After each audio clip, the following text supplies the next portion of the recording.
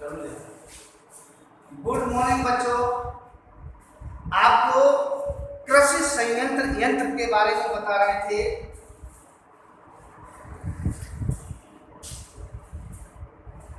कि हमें basic crops of production या basic practice of crops in production कि हमें कल इसके पहले आपको रबी और खरीफ की फसलों के बारे में बताया था। ये दो तरीके की क्रॉप्स थी, आपको खरीफ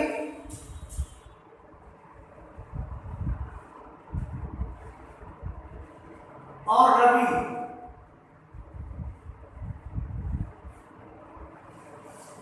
फसलें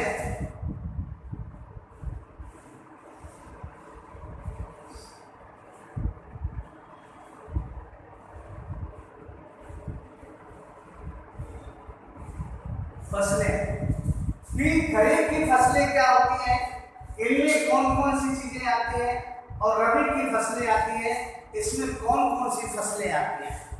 इसके बारे में कल आपको चर्चा किया था, मैंने आपको बताया था विस्तार से सैटरडे को। कल बोले सैटरडे। अब देखिए, आज अपन चर्चा करेंगे base practice of crop production कि फसलों को सुचारू रूप से उगाने के लिए हमें क्या क्या तैयारी करनी पड़ती है।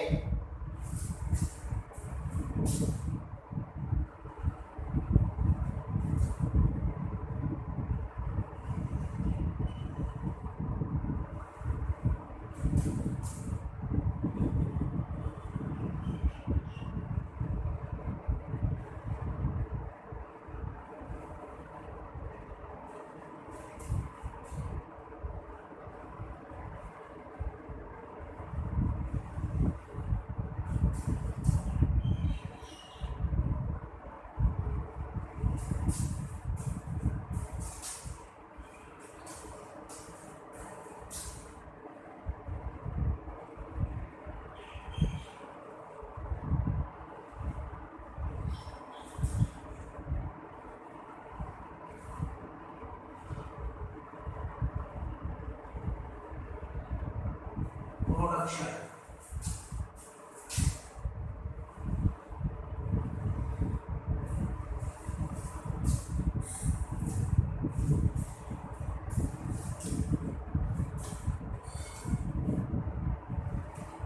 cultivation of crops involved survival activity of undertaken by farmer over a period of time।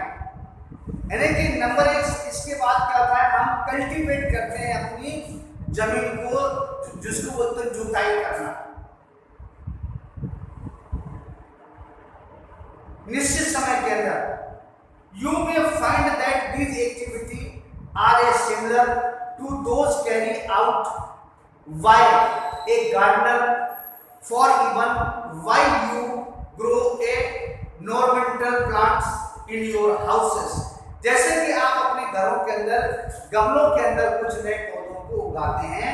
अब वहां क्या करते हैं कि जैसे गमले के अंदर अपन कोई प्लांट्स को उगाते हैं तो गमले के अंदर मिट्टी डालते हैं, गीली मिट्टी, उसके अंदर कुछ कीटनाशक औषधि का प्रयोग करते हैं, दवाइयां डालते हैं, और गोबर की खाद भी उसमें उपयोग करते हैं, मिलाते हैं। फिर मिट्टी को गीला करते हैं, ऊपर से नीचे उसमें ये आवश्यक एलिमेंट वाले आपने चीजों को मिला दिया। मिलाने के पश्चात फिर उसमें गमले के अंदर अपन को आप पौधे को काटते हैं। उसी तरीके से फार्मर होता है, किसान होता है, वो अपने खेतों को अच्छी तरीके से गुड़ाई करता है उसकी। अब देखिए, agriculture practice of this activity is led up low preparation of soil को, मिट्टी को तैयार करता है, sowing adding nature of fertiliser, खाद को मिलाता है, इरिगेशन करता है, प्रोटेक्टिंग ऑफ सीड और हार्वेस्टिंग और स्टोरेज, ये एक्टिविटी करता है। अब उसमें सबसे पहले ये क्या हो गया करके देखिए, एग्रीकल्चर प्रैक्टिस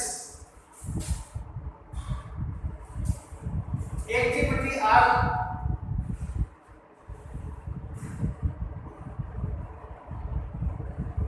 नंबर 1 आता है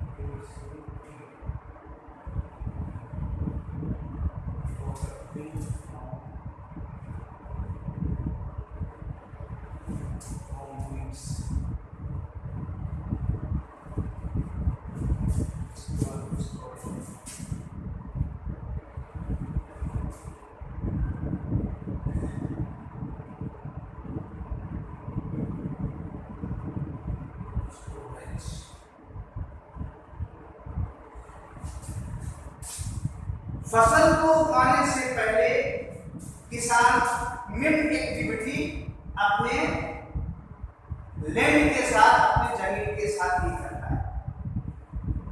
preparation of soil, adding major and fertiliser, irrigation, protective from weed और स्टोरेज। ये एक्टिविटी किसान अपने लैंड के अंदर करता है। इसके अब आता है कि प्रिपरेशन में अलग अलग पॉइंट को समझ लीजिए कि प्रिपरेशन ऑफ सॉइल की मिट्टी को किस तरीके से तैयार किया जाता है, प्रिपेयर किया जाता है, मिट्टी को किस तरीके से किसान तैयार करता है, ये पॉइंट आता है।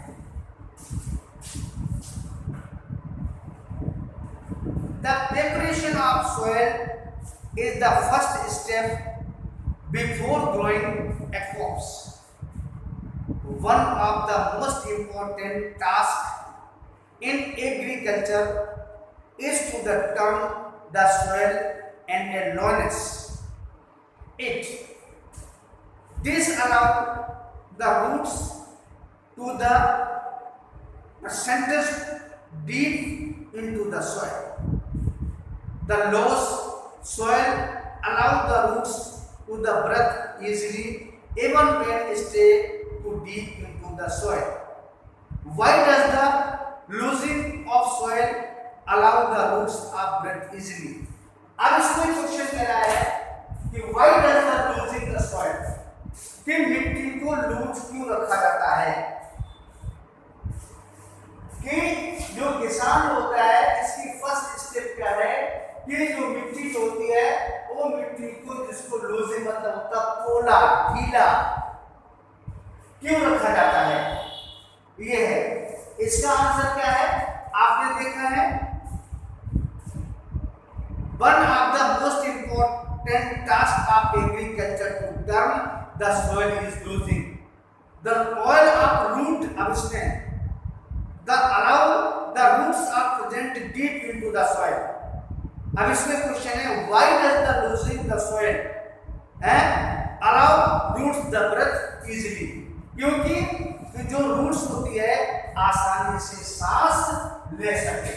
अगर टाइट होगी, मिट्टी टाइट होगी तो वो आसानी से ब्रेथ नहीं कर सकती है, सांस नहीं ले सकती है, तो वो पौधा सुचारू रूप से नहीं, हमारी जो फसल होती है वो सुचारू रूप से नहीं चल पाती। आगे क्या है? Looseness soil help into the growth earthworm microwave present in the soil. कि जो लूजनिंग सॉइल होती है उसमें केचुआ भी होते हैं। अर्थवॉर्म बोले तो केचुआ।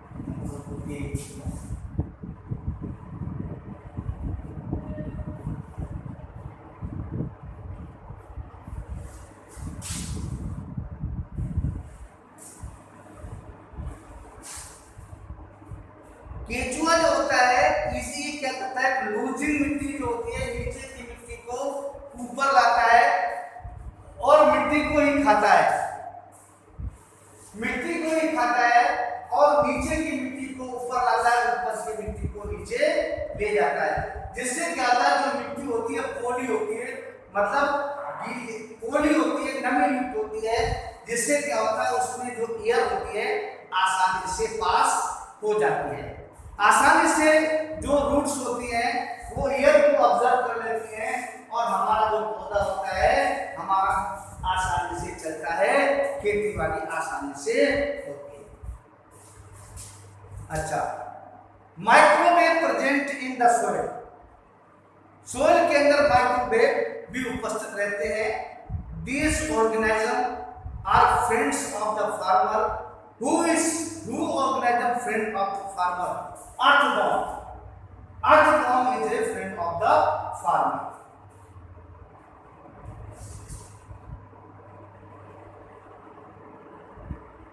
Loose soil and add humus to the, but why does not soil need be turned of looseness?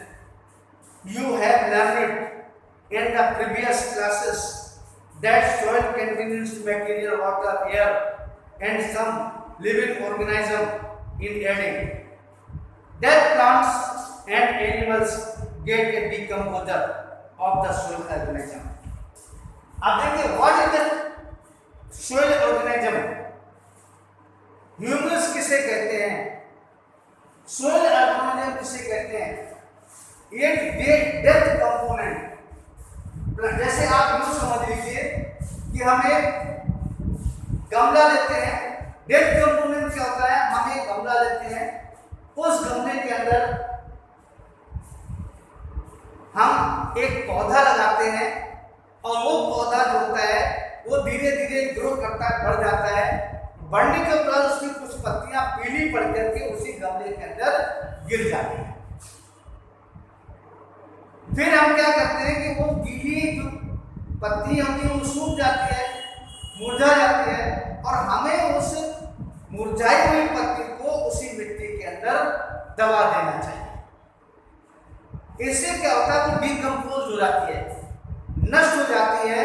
नष्ट हो जाने के पश्चात वो डिकम्पोज होकर के प्लांट्स के लिए फर्टिलाइजर का कार्य करती है। It is work decomposer, it is work of fertiliser. तो फर्टिलाइजर खाद का कार्य करती है, जिससे हमारा पौधा होता है अधिक तरीके से ग्रो करता है। हो गया ना?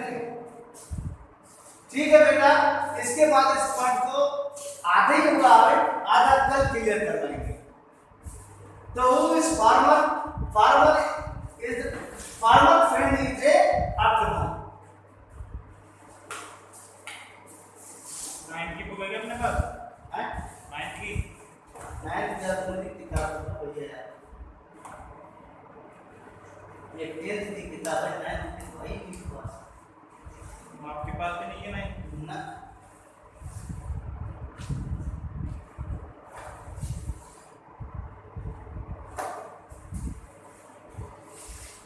बिना बुक के नहीं होगी क्या भाई? बगैर बुक से तो दूसरी चैप्टर को उठा लेंगे हम। कोई चैप्टर देखो।